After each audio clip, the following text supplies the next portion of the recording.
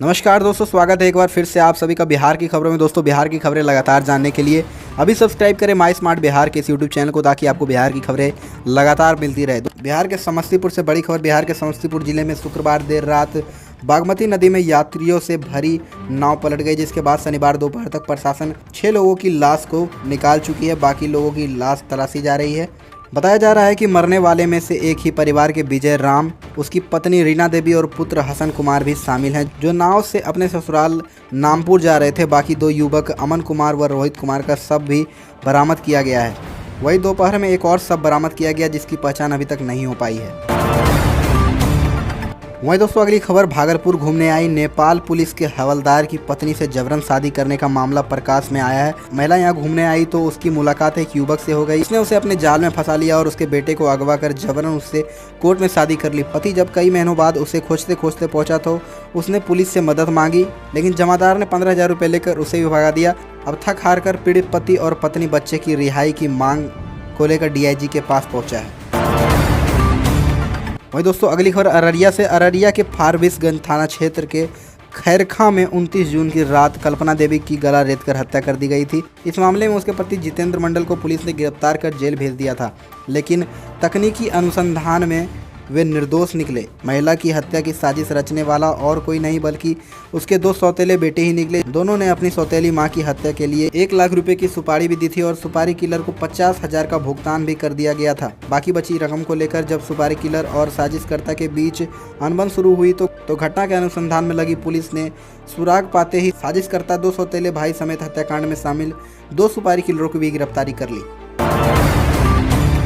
वहीं दोस्तों, अगली खबर। राज्यसभा समिति में बिहार में स्वास्थ्य सेवा को लेकर गाइडलाइन जारी होती है, लेकिन यहां गाइडलाइन का पालन नहीं होता। स्टाफ नर्सों की बहाली में वेरिफिकेशन के दौरान भी ऐसी ही मनमानी की जा रही है। एक शिफ्ट में 250 कैंडिडेट को बुलाया जा रहा है, जिसके साथ इतनी संख्या में पेरेंट्स आ रहे हैं।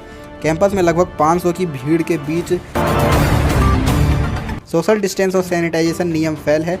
राज्यसभा समिति में यह नज़ारा कोरोना के खतरे को लेकर डराने वाला है, लेकिन इस पर किसी का ध्यान नहीं। व्यवस्था को लेकर कैंडिडेट्स में काफ़ी आक्रोश है। उनका कहना है कि काउंसलिंग से पहले भीड़ में कोरोना से बचने की परीक्षा पास करनी होगी।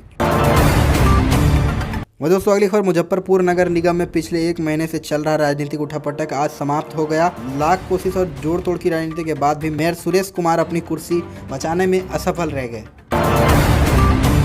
वही दोस्तों, अगली खबर। बेगूसराय जिले में एक 13 वर्षीय नाबालिग की गंडक नदी में पैर फिसलने से मौत हो गई। इसके बाद से परिजनों में कोहराम मच गया है। वहीं मौके पर पहुंचकर डंडारी पुलिस ने शव को अपने कब्जे में लेकर पोस्टमार्टम के लिए सदर अस्पताल भेज दिया है।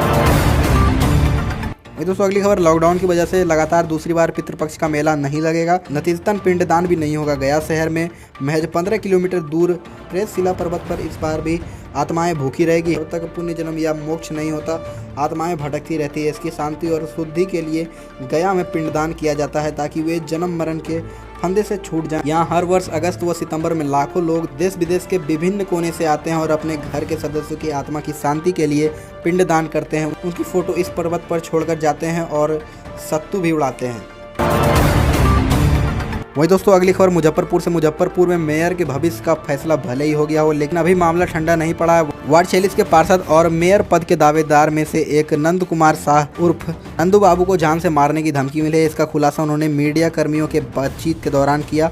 उन्होंने बताया कि घर जाने के दौरान एक शख्स ने हमेशा से बोलती बंद करने की धमकी दी है।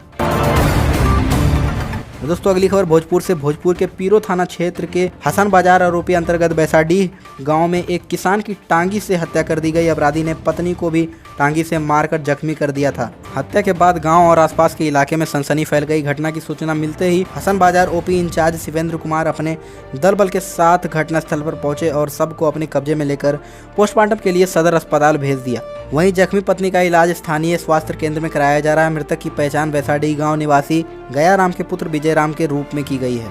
तो दोस्तों, बिहार की खबरों में अभी के लिए इतना ही। और अगर आपने अभी तक इस चैनल को सब्सक्राइब नहीं किया तो अभी सब्सक्राइब करें माई स्मार्ट बिहार के इस यूट्यूब चैनल को, ताकि आपको बिहार से जुड़ी हर एक छोटी बड़ी खबर लगातार मिलती रहे।